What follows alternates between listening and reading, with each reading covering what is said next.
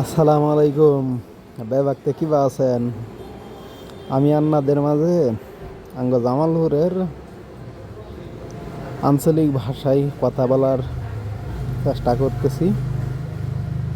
আর এই যে পেছনে দেখতে পারতেছেন অনেকে সরিষা ক্ষেত বলেন, এটা আমরা আমাদের আঞ্চলিক ভাষায় বলা হয় সরে ক্ষেত।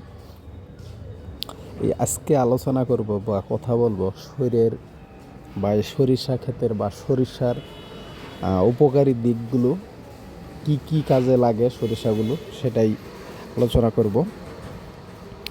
তো ব্যাপারতে কেউ ভিডিওটা উপরে ঠেলা ঠুলে মারেন না, ভিডিওটা ভালো করে দেখেন।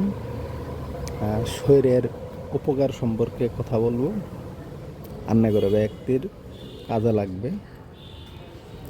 এই যে শরীরে ক্ষেত দেখতেছেন, এটা কিন্তু এই শরীরের শাকও খাওয়া যায়। এটা কি আপনারা জানেন? ফুল হওয়ার আগে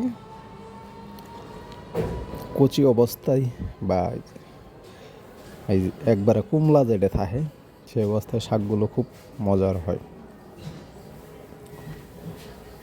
খালি শাক খাই শেষ করবেন, শাক খাই শেষ করলে হইব না তো।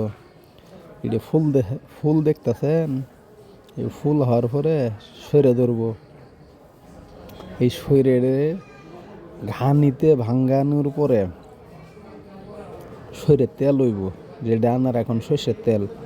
খাঁটি সর্ষের তেল তো পাওয়া মুশকিল।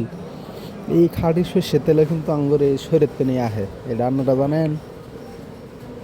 শরীরের তেল তো খাইলেন। আবার ওই যে খৈল আছে না, আপনারা যারা গরু পালেন তারা তো অবশ্যই চিনেন, আর যারা চিনেন না তাগর কইতাছি, বাজারে কিনবার গেলে পাওয়া যায় খৈল।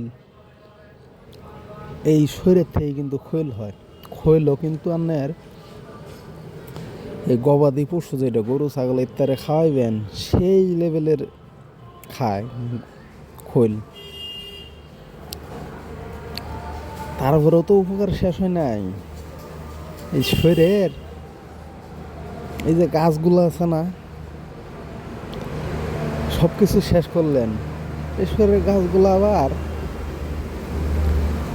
এই যে রান্না বান্না করবেন না, রান্না বান্না করার জন্যে ভাত তরকারি আন দেবেন। আমরা গ্রামে যারা থাকি, মাটির চুলাতে এই যে শরীরের যে আছে এলে দিয়ে রান্না বান্না করলে সেই লেভেলের জ্বলে। এই জন্যই শরীর মানে এই যে সরিষার কোনো কিছুই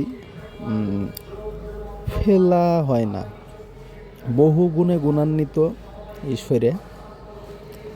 তো বেশি বেশি সরে লাগাবেন। আর এই সরেটা বছরে একবারই উৎপাদন করা হয়, যার ফল সারা বছর পর্যন্ত থাকে। এবং এটা বছরের অক্টোবর নভেম্বর মাসের দিকে রোপণ করা হয়। 2 থেকে 2.5 মাস এটার পিছে সময় দিলে এটা সঠিকভাবে ফল চলে আসে। তো সবাই ভালো থাকবেন, অন্য একদিন দেখা।